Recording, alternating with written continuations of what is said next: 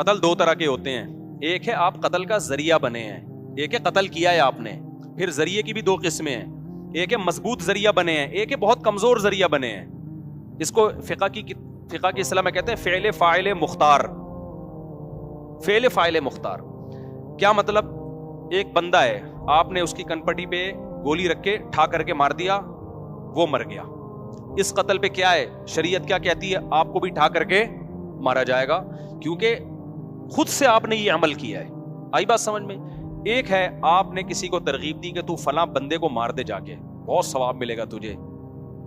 ترغیب دی, میں تجھے اتنے پیسے دوں گا. وہ گیا, اس نے ٹھا کر کے بندہ مار دیا, تو وہ لٹکے گا, آپ قصاصاً قتل نہیں کیے جاؤ گے. کیوں؟ اس لیے کہ آپ نے جو ترغیب دی ہے نا, آپ نے اس کو مجبور تھوڑی کیا ہے.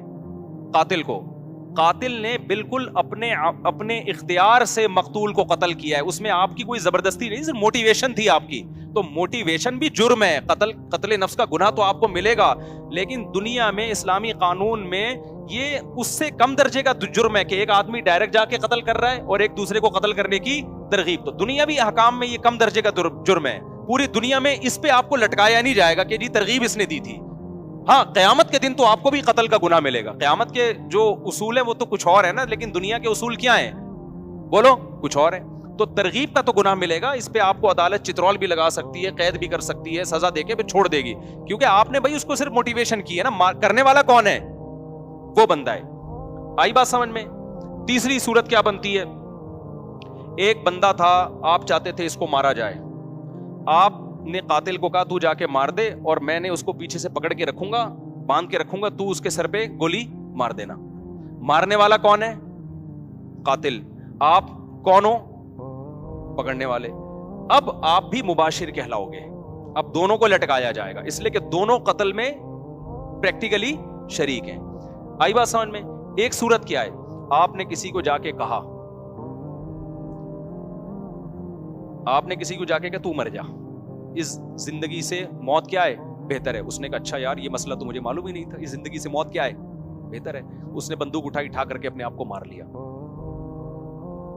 اب تو چترول بھی نہیں لگیں گے آپ کو, بس گناہ ہوگا. کسی مولوی صاحب کے پاس جاؤ گے, مولوی صاحب کہیں گے توبہ کر یار, تو کس قسم کے مشورے دے رہا ہے لوگوں کو. اب دنیا کی کوئی عدالت یا اسلامی عدالت قاتل کو لٹکا سکتی ہے جس نے مشورہ دیا تھا؟ اس لیے کہ بھائی وہ فعل فاعل مختار, وہ آدمی خود مختار تھا, وہ نہ عمل کرتا آپ کے مشورے پر.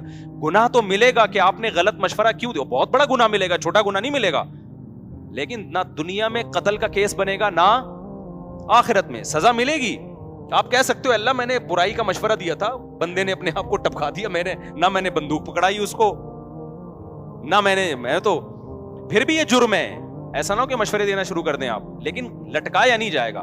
اور اس سے بھی کم درجے کا جرم یہ ہے کہ آپ ایک آدمی کو ٹینشن دے رہے ہو, اور وہ ٹینشن بھی بنتی ہے, اس نے آپ کو ٹینشن دی ہے, اس نے آپ کو لاکھوں روپے کا مقروض بنا دیا. آپ گلی میں گزرتے کہتے ابے تو میرے پیسے لے کے بھاگا بھائی, ابے تو میرے پیسے کب دے گا. اس ٹینشن میں آ کے اس نے اپنے آپ, اور آسان مثال کر دیتا ہوں, زید نے بکر سے 1 کروڑ روپے لے لیے اور بھاگ گیا. زید نے بکر سے قرضہ لیا 1 کروڑ اور لے کے کیا ہو گیا, بھاگ گیا. اب بکر اس کے پیچھے, جہاں زید ملتا ہے میرے پیسے کب دے رہا ہے. زید کہہ رہا ہے میرے پاس پیسے ہیں ہی نہیں, میں کیا کروں. ابے ہے نہیں ہے بھائی, یہ تیرا ہیڈک ہے, میرا ہیڈک کیا, مجھے میرا پیسہ چاہیے. پھر ادھر سے آیا زید, بکر نے ادھر سے پکڑا, ابے میرے پیسے کب دے رہا ہے. زید نے کہا یار میں غریب آدمی کہاں سے دوں پیسے. ابے بھائی یہ میرا ہیڈک نہیں ہے, قرضہ لینے سے پہلے سوچنا چاہیے تھا نا.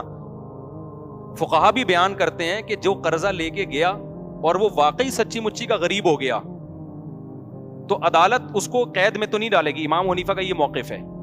عدالت کیا کرے گی, بکر کو کہے گی تو جان اور زید جان, کیونکہ ہم اس کے پاس پیسے ہیں نہیں تو نکلوائیں کہاں سے. اب تو اس کو ذہنی ٹارچر کر کر کے نکال لے, عدالت یہی کرے گی کہ تو جا اور یہ جانے. اب تو اس کو پیچھا کرتا رہے, جہاں جہاں ملے نا اس کو بولتا رہے میرا پیسہ, یہ تیرا حق ہے. اب کیونکہ ہم تو نکال نہیں سکتے, ہے نہیں, چھوڑ بھی نہیں سکتے, کیونکہ چھوڑ دیا تو یہ تو کما کے بھی نہیں دے گا. تو یہی قانون ہے. اب مجھے بتاؤ, بکر جہاں بھی زید ملتا ہے, بکر زید کو کہتے ہیں میرا پیسہ. ایک دن زید آیا, اٹھا کر کے کیا کر دی, اپنے گولی سے مار کے اپنے آپ کو ختم کر دی.